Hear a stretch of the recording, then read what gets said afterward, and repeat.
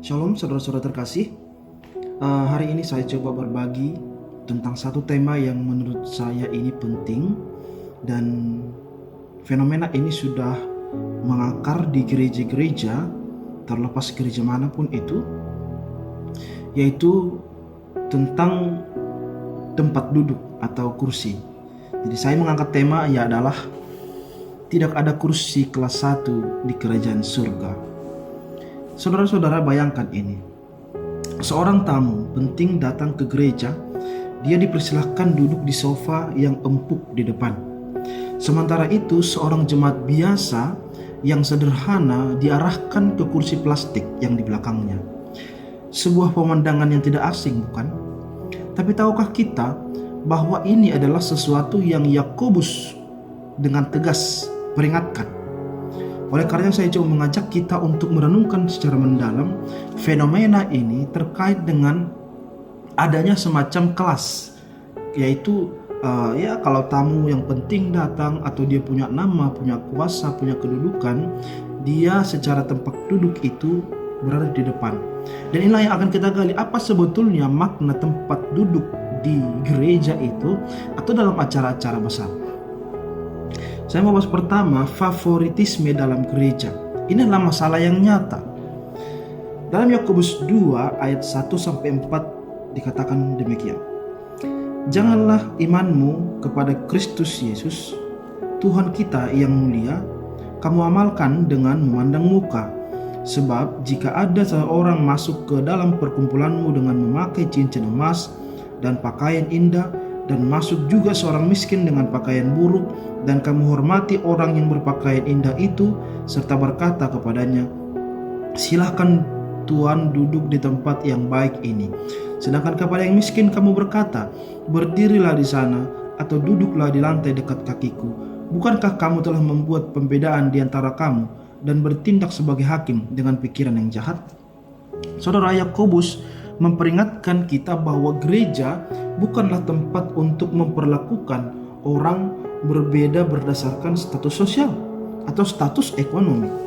Tapi realitanya kita masih sering melihat favoritisme dalam hal fasilitas ibadah, termasuk hal-hal pesta-pesta atau perayaan-perayaan besar di gereja. Kita mengundang tamu dan kita persilahkan mereka duduk paling depan. Oke lah kalau kita mengatakan ya kita menghargai mereka, betul. Tetapi itu sama saja kita sedang membedakan ini yang lebih patut dihormati, sedangkan mereka yang miskin atau mereka yang datang dengan baju yang mungkin tidak mewah, kita bahkan mengarahkan mereka duduk di belakangnya.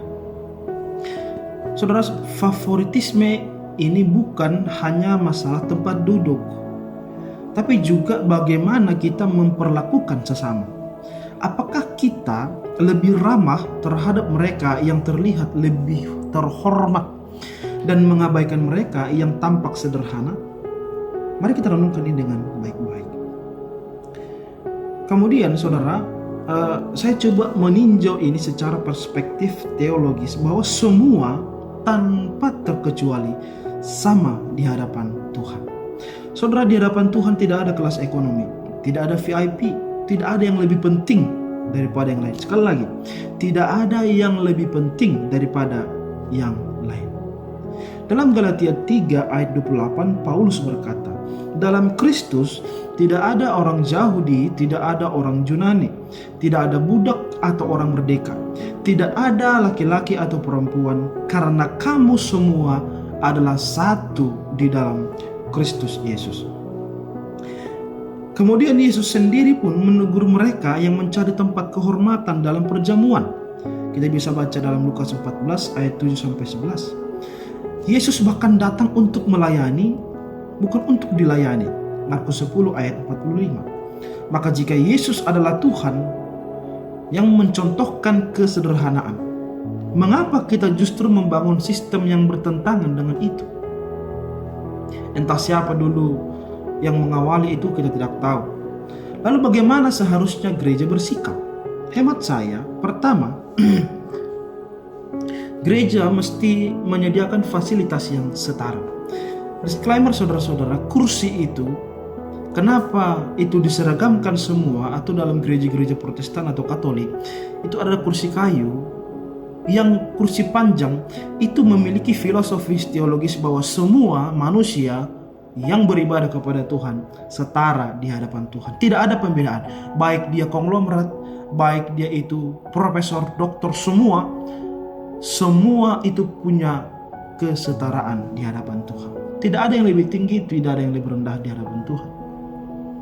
Jika gereja memiliki kursi empuk, sekali lagi, jika gereja memiliki kursi yang empuk, seharusnya kursi itu tersedia bagi semua jemaat. Jika tidak memungkinkan, maka lebih baik semua duduk di kursi yang sama. Ini mungkin sering berlalu saja atau bahkan tidak pernah kita pikirkan secara mendalam. Lalu kedua, tata ruang yang mengedepankan kesederhanaan. Gereja adalah tempat, rumah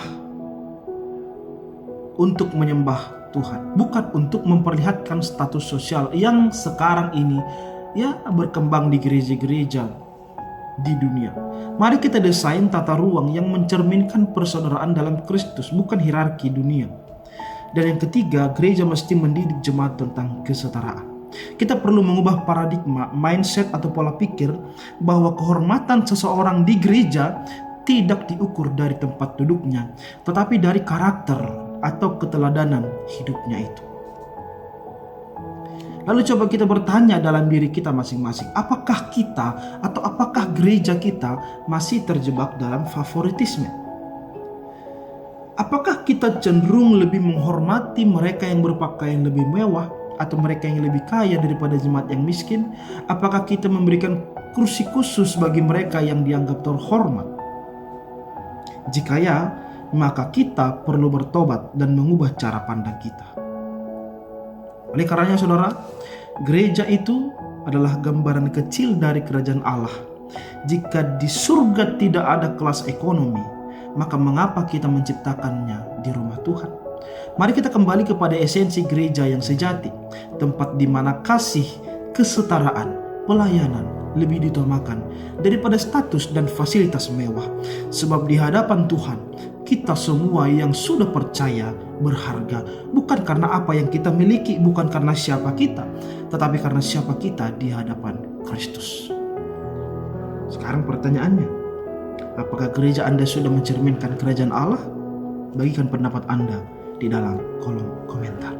Shalom, Jesus bless you.